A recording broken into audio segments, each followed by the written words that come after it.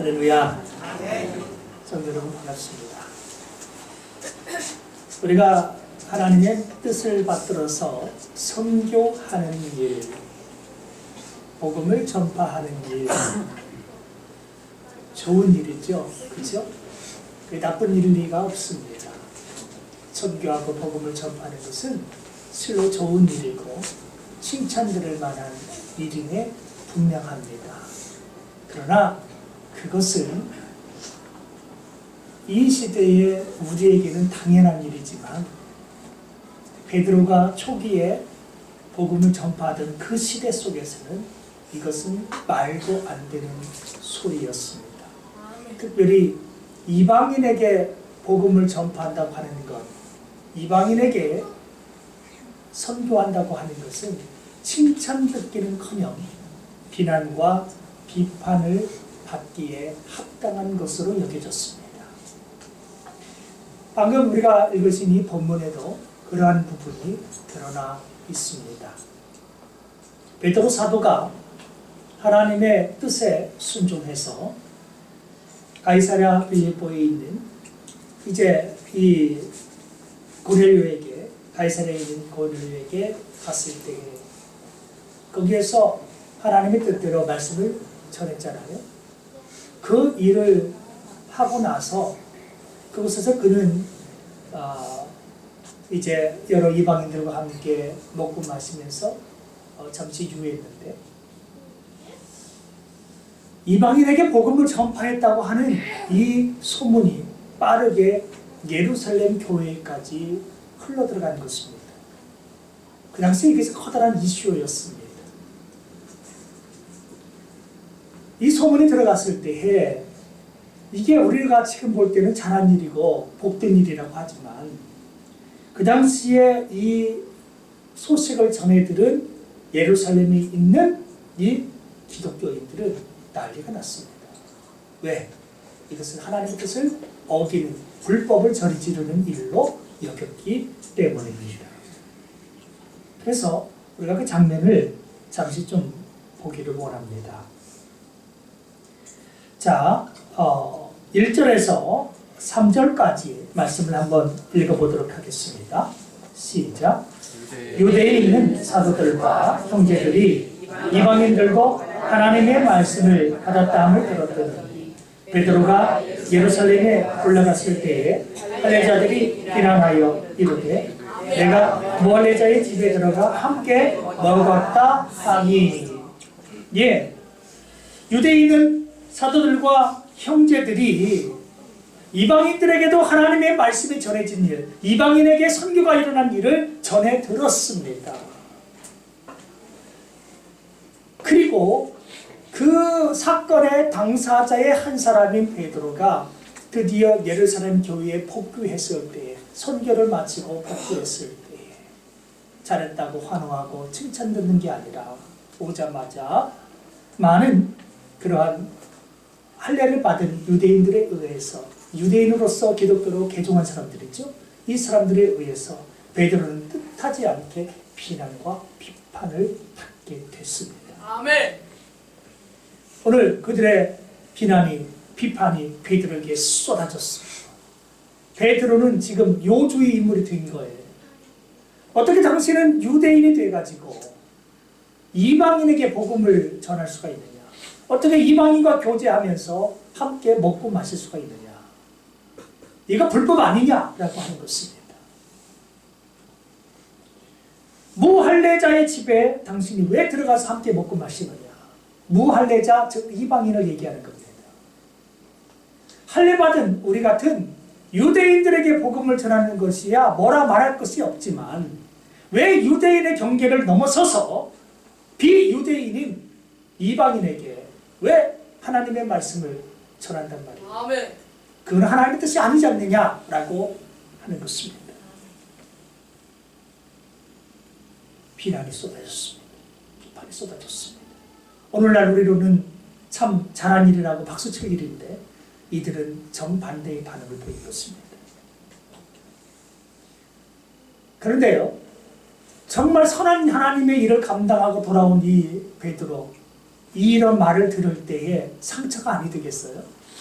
아마 우리들이 지금 밖에서 고생하면서 선교 사역을 잘 마치고 교회에 돌아왔는데 교회가 잘했다고 칭찬하기는커녕 오자마자 손가락질하고 삿대질하고 비난하고 비판하면서 막 욕을 한다고 생각을 해보세요.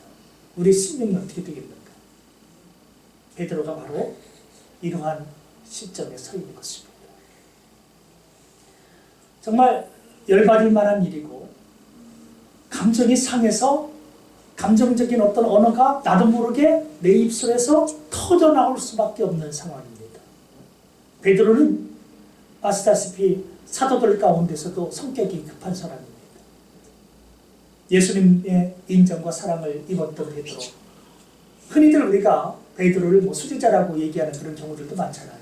그만큼 지대한 영향력을 가지고 있는 베드로인데 그를 향해서 공공연히 비난하고 비판을 할 때에 베드로는 대뜸 이 교회 앞에서 자기의 권위의식을 나타내면서 한 소리 할 수 있었고 특히 잘못한 일을 하고 온 게 아니라 하나님의 뜻을 따라서 성령의 그런 감동을 따라서 그 일을 했기 때문에 와서 그냥 올바른 일을 했다는 그러한 것을 근거로 해서 알지도 못하는 사람들이 떠들지 말라고 한 소리 정말 할 수 있어요. 감정으로 어떤 열정으로 내 하고 싶은 얘기 다 쏟아놓고 그냥 모든 사람들 조용하게 그냥 그렇게 대면할 수가 있을 겁니다만 만약에 그랬다면 어떻게 됐을까요? 서로 내 주장이 옳다라고 감정적으로 대립을 한다면 이게 하나님이 원하는 일을 물론 했습니다만 이 감정적인 대립의 끝에는 교회에 상처와 분열이 있을 수밖에 없는 것이죠. 그런데 이 시점에서 놀랍게도 그 고집스럽고 그렇게 성격이 급했던 이 베드로가 감정적이었던 이 베드로가 오늘 놀랍게도 4절 말씀에 보면 감정적인 대응을 하지 않습니다. 권위주의적인 태도로 대하지 않습니다. 어떻게 하느냐? 한번 4절을 읽어보죠. 시작. 베드로가 그들에게 이 일을 차례로 설명하여. 이게 놀라운 하나님의 은혜인 것입니다. 과거의 베드로 같으면 이런 일을 생각해 보기가 어렵습니다. 그러나 그는 성령님의 인도를 받았고 주님의 뜻에 따라서 선교 전도를 감당하고 왔습니다. 하나님의 뜻이 무엇인가를 깨닫고 왔습니다. 사실 이 예루살렘 교회에서 이 유대인 출신의 사람들이 보이는 이 반응은 과거의 욥바에서 자신이 가지고 있던 태도와 흡사합니다. 그때만 해도 베드로는 그 보자기 환상을 보면서도 내가 부정하고 더러운 것은 속된 것을 내가 이제까지 먹어본 적이 없다라고 하나님께서 먹으라 잡아먹으라 해서 함에도 불구하고 어떻게 했어요? 거절하고 거부했어요. 유대교회의 사상에 쩔어 있었던 자신이었습니다. 복음은 오직 유대인에게 흘러가야 된다고 자신도 믿었던 사람이에요. 근데 그거를 성령님께서 어떻게 해요? 보기 좋게 깨트려 놓으셨어요. 가이사랴에 있던 고넬료가 그를 초대했던 것입니다. 그 물론 하나님의 뜻이었죠. 그래서 그 하나 성령님께서 이 환상을 보고도 긴가민가 하고 있는 이 베드로에게 의심하지 말고 함께 내려가라고 내가 보냈다고 성령님께서 얘기하시거든요. 그래서 내려갔어요. 가이사랴까지 가봤어요. 가봤더니 고넬료가 세상에 자신 앞에 엎드리면서 마치 하나님을 모시는 것처럼 엎드려가지고 우리는 하나님께서 당신이 주신 말씀을 다 들으려고 이렇게 대기하고 있습니다. 그때 그는 얘기합니다. 나도 같은 사람입니다. 일어나십시오. 왜 불렀습니까? 여차에 차해서 불렀습니다. 그렇습니까? 내가 정말 사람을 하나님께서 외모로 보지 아니하십니다. 하나님께 모든 곳에서 그 하나님께서 그 중심을 보시고 그렇게 역사를 하나님의 내가 이제 깨달았습니다. 베드로는 잘못된 편협했던 자기의 그러한 고정관념을 깨뜨리고 성령님의 뜻에 순종하기 시작했습니다. 그곳에서 이제 자신에게 하나님의 말씀을 듣고자 하는 사람들에게 이제 하나님의 뜻을 이제 선포하기 시작했는데 마침 그때였어요. 성령님이 갑자기 불현듯 이 말씀을 듣고 있는 사람들에게 갑자기 임하기 시작했습니다. 베드로가 가만히 보니까 우리가 오순절에 성령님을 봤던 바로 그런 모습과 비흡사한 거예요.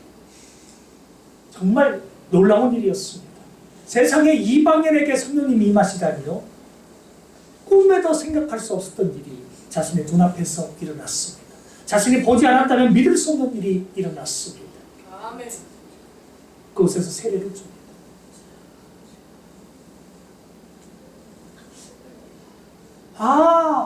우리 하나님이 원하시는 것은 유대인들에게만 복음을 선포하는 것이 아니라, 유대인들에게만 선교하는 것이 아니라 이방인에게도 복음이 전파되고 선교되는 것을 원하시는 거구나 하고 뒤늦게 베드로가 깨달았습니다. 베드로와 함께하는 일행들도 거기서 그것을 깨달았습니다. 그러고는 지금 복부에 있거든요. 그런데 아직 하나님의 뜻을 알지 못하는 무지한 유대인 출신의 이 크리스찬들이 여전히 과거의 자신과 똑같은 모습으로 배타적이고 아집과 고집에 사로잡혀서 자신이 한 일에 대해서 비난하고 있거든요. 그러니 알지 못해서 몰라서 하고 있는 이 일이 그는 짜증이 나고 그는 노여운 것이 아니라 하나님 뜻을 모르고 있는 이들의 이 무지함을 자신도 경험했었으니 이제는 모든 하나님께서 하신 일의 시종을 차근차근 설명을 해서 전달을 해주며 하나님께서 이들의 마음을 나처럼 변화시킬 것이다 믿는 믿음으로 이제 그들에게 하나씩 차례로 설명을 했어요. 성도 여러분, 오늘 내가 억울한 일을 당하고 비난과 비판을 받을 때에 참으로 내 감정이 앞서는 게 사람이지 모든 감정이나 이런 것을 다 내려놓고 차근차근 설명할 수 있다는 것, 말이 쉽지 실제로는 이렇게 되기가 어려워요. 근데 베드로에게 누가 함께하고 계시느냐면 성령님께서, 우리 하나님께서 함께하고 계셨어요. 과거에 그는 버럭했던 사람이에요. 그러나 그는 지금 하나님의 감동하심을 입어서 하나씩 일의 시작부터 하나씩 설명을 하기 시작합니다. 그런데 바로 이러한 차분한 하나님의 뜻에 순종해서 일을 하나씩 선포할 때에 하나님께서 이 말씀을 듣고 있는 그 비난을 하고 있던 이 사람들의 마음을 어느새 녹이고 있다는 것입니다. 우리가 하나님 일을 하면서 정말 내 고집과 감정이 먼저 드러났으면 안 됩니다. 그런 일은 하나님의 일을 오히려 그르치기 쉽사입니다. 우리가 하나님을 믿노라 한다면, 하나님의 성령의 감동하심을 믿는다면 일을 차근차근 천천히 확실하게 진행을 해나가야 한다는 것입니다. 자, 오늘 사절에 보니까 베드로가 그들에게, 자기를 바로 비난하고 있는 그들에게 이 일을, 하나님께서 하신 이 일을, 선교에 대한 이 일을, 가이사랴에서 일어났던 이 일을 차례로 설명을 좀 했다는 것입니다. 차례로 말이죠. 하나님의 뜻을 의지하면서 하나씩 설명을 했어요. 자, 그 차례로 설명하는 내용이 바로 5절 이하에 쭉 나옵니다. 자, 차례로 설명한 내용이 어떤 내용이 있는가요? 우리가 이미 아는 내용이지만 한번 5절에 볼까요? 자, 차례부터 이제 순서대로 나왔죠. 이르되 내가 요빠라고 하는 그 시에서, 요빠 항구 그 시에서 기도를 하고 있었습니다. 근데 황홀한 중에 환상이 보여졌습니다. 환상을 보니까 큰 보자기 같은 그릇이 내 귀에 매여서 하늘로부터 내리어 내 앞에까지 드리워졌습니다. 그래서 6절 이것을 주목해서 쭉 보니까 그 보자기 안에는 땅에 네 발 가진 것과 들짐승과 기는 것과 공중에 나는 것들이 보여졌습니다. 다 전부 다 먹지 못할 부정한 것이었습니다. 이게 다. 그게 다 보여졌습니다. 근데 바로 이때에 하늘에서 소리가 났습니다. 그래서 7절 보세요. 또 들으니 소리 있어 내게 이르되 베드로야 일어나 잡아먹으라. 이거 누가 하는 소리예요? 하나님께서 하시는 소리예요. 하나님께서 자신에게 먹을 수 없는 부정한 것을 잡아먹으라고 말씀하셨다는 것입니다. 그래서 8절 보면 내가 그것을 거부했다는 거예요. 8절. 내가 이르되 주님 그럴 수 없나이다. 속되거나 깨끗하지 아니한 이 부정한 것은 결코 내 입에 들어갈 일이 없나이다. 이제까지 나는 그렇게 살아오지를 않았습니다. 나는 유대계 율법대로 깨끗한 음식만 먹으면서 유대교를 진심으로 지키면서 그렇게 저는 살아왔습니다. 당당하게 자기는 율법주의자인 것을 하나님 앞에 고백했다는 것입니다. 근데 바로 이때에 뜻밖에도 하나님께서 또다시 이러한 가르침을 주셨다는 거예요. 9절. 자, 시작. 또 하늘로부터 두 번째 소리 있어 내게 이르되 하나님이 깨끗하게 하신 것을 내가 속되다고 하지 말라 하더라. 나는 그것이 부정하고 속된 것이기 때문에 절대 못 먹는다고 이제까지 그런 거 먹어본 적이 없다고 얘기했지만 하나님께서는 뭐라고 하셨다고요? 하나님이 깨끗하게 하신 것이다. 그러니 네가 속되다고 말하지 말고 잡아먹으라는 것입니다. 근데 이런 일이 자꾸 거부하다 보니까 몇 번이 생겨요? 10절 보면 이런 일이 3번씩이나 있게 됐다는 것입니다. 자기는 거부하고 또 거부하고 하나님은 말씀하고 또 말씀하셨다는 거예요. 근데 이렇게 일이 3번이 있은 후에 모든 것이 다시 하늘로 끌려 올라가더라. 내가 잡아먹지 아니하니까 결국 하나님께서 어떻게 그것을 다 걷어가셨다는 것입니다. 바로 그 환상이 있은 다음이었습니다. 무슨 일이 또 벌어지죠? 그 다음 순서가 11절 보면 마치 바로 그때에 환상이 딱 걷어진 바로 그때에 세 사람이 내가 머물고 있는 유숙하고 있는 그 욥바에 있는 그 집 앞에 서 있었다는 것입니다. 바로 누구냐? 이 사람들은 가이사랴에서 즉 고넬료가 나에게 보낸 사람들이라는 거죠. 종 한 사람과 군인 2사람을 붙여서 그때 3사람이 찾아왔었거든요. 자, 와서 두드리면서 베드로를 찾고 있는 것입니다. 집 앞에서. 근데 바로 이때였어요. 성령님이 뭐라고 말씀하셨다고? 성령 하나님이요. 자, 12절 시작. 성령님이 내게 명하사 아무 의심 말고 함께 가라 하시네. 자, 원래 이방인이 찾아와서 자기 만난다고 하고 있어요. 평상시 같으면 만나요, 안 만나요? 안 만나요. 이방인과 교제하지 않아요. 근데 똑똑똑 눈 뜨들면서 베드로를 찾고 있어요. 이때에 도대체 무슨 일일까? 라고 하는데 성령님께서 이 자기 고집이 아직까지 남아있는 이 베드로에게 말씀하셨거든요. 야, 아무 의심하지 말고 함께 가라. 내가 보냈다. 함께 가라. 의심하지 말고 내려가라 함께. 그러한 하나님의 음성을 듣고 나서 베드로가 어떻게 했어요? 순종했다는 거예요. 바로 여기서 순종했다.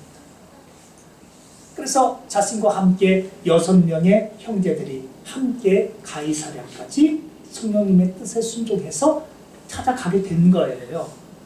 그리고 그 사람의 집에 들어갔다 그랬죠? 그 12절 끝에 그 사람은 누구예요? 누구의 집을 말하는 거예요? 바로 백부자 고넬료의 집을 말하는 것입니다. 이방인이었죠. 로마 사람인 이 고넬료. 바로 그 사람이 집에 들어갔다는 것입니다. 자, 집에 딱 들어갔더니 무슨 일이 벌어졌어요? 13절. 자, 그가 즉 고넬료가 들어온 우리에게 말하기를 자기가 본 그러한 일을 또 이제 증거하는 거죠. 베드로가 없을 때 자신에게 임한 하나님의 뜻을 이제 전하는 건데 천사가 내 집에 서서 말하기를 네가 사람을 욥바에 보내어 베드로라고 하는 시몬을 청하라고 그렇게 천사를 통해서 하나님께서 지시하셨다는 것입니다. 그래서 청하라는 겁니다. 어디 베드로를 모셔오라는 겁니다. 왜 그럴까요? 바로 14절과 같은 이유 때문이었어요. 자, 14절 시작. 그가 너와 내 온 집이 구원받을 말씀을 내게 이르리라 함을 보았다 하거늘. 그는 베드로를 얘기합니다. 즉 베드로가 고넬료 너와 내 온 집이 구원받을 말씀을 와서 너에게 이룰 것이다 함을 보았다. 자, 이렇게 고넬료가 찾아갔더니 고넬료가 이런 얘기를 내막을 쫙 얘기해 준 거예요. 그래서 성령님이 두말 없이 그냥 따라가라고 내가 보냈다고 한 이유가 이거였구나. 이 사람도 나도 환상을 봤지만 이 사람도 환상을 통해서 하나님께서 나로 하여금 와서 복음을 전하라고 하신 거였구나. 그래서 이제 하나님의 말씀을 의심 없이 이제는 여기서 전달하기 시작했다는 거예요. 근데 15절 놀라운 일이 벌어졌죠. 주님의 뜻에 순종해서 복음을 선포하는데 이런 일이 벌어진 거예요. 15절 시작.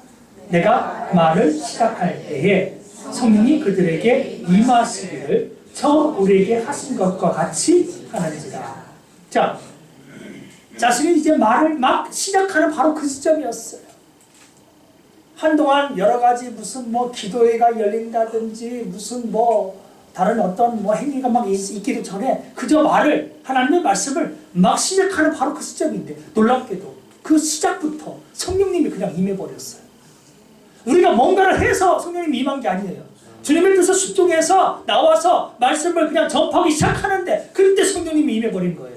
누구와 똑같이? 우리가 오순절에 성령 입은 거와 똑같이 가이사랴에서 똑같이 성령님이 임하시더라는 것입니다.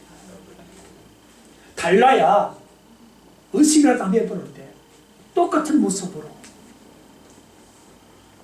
그 오순절 마가의 다락방에서 있었던 일이나 오늘 여기 고넬료 집에서 일어난 일이나 성령이 임하신 모습이 같더라는 것입니다.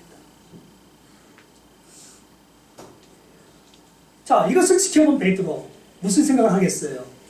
이방인의 복음이 전해질 수 있다 없다? 있다. 이방인에게 복음이 전해지는 것은 내 뜻이 아니라 누구의 뜻이다? 하나님의 뜻이다. 성령님의 뜻이다. 그것을 깨달은 것입니다. 이방인은 더 이상 이방인이 아니요 하나님의 뜻 안에서 이방인도 우리의 형제요 자매라고 그를 인정할 수밖에 없었다고 하는 것입니다. 그때에 자기가 복음을 전파하면서 말씀을 전파하면서 선교하면서 성령님이 딱 임하실 때에 그에게 문득 생각나는 말씀이 있었습니다. 예수님께서 하셨던 그 말씀이 문득 그에게 스쳐 지나가는데 무슨 말씀이 있었을까요? 바로 16절과 같은 예수님께서 하신 말씀이 그에게 떠올랐습니다. 자, 16절 말씀 읽어보겠습니다. 시작.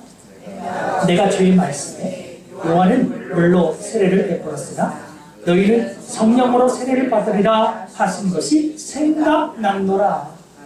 그때 그는 예수님께서 하신 말씀의 의미를 비로소 깨달은 거예요. 전에는 들어주기만 했었어요. 예수님 그때 하신 말씀 뭔 의미인지도 모르고 들었어요.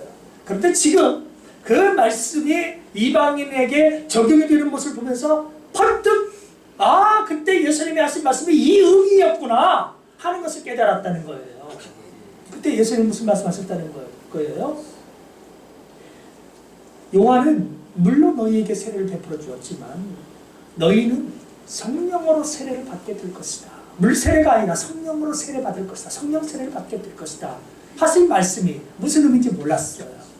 그런데 지금 이방인인 고넬료의 가정에서 성령으로 세례 받는 것이 보여지면서 성령 세례 받는다고 하는 것은 이것은 단순한 회개를 의미하는 회개 세례인 요한의 세례와는 다른 그저 성령 하나님께서 전폭적으로 임하시고 역사하시고 이방인까지도 새롭게 변화시키는 이것이 성령 세례구나. 그것을 깨달았습니다. 물로 세례 주는 것은 요한이 했던 일이지만 이 이방인들을 변화시키고 하나님의 백성으로 만드는 이 일은 성령님께서 직접 베풀어 주시는 세례인 것을 깨달았습니다.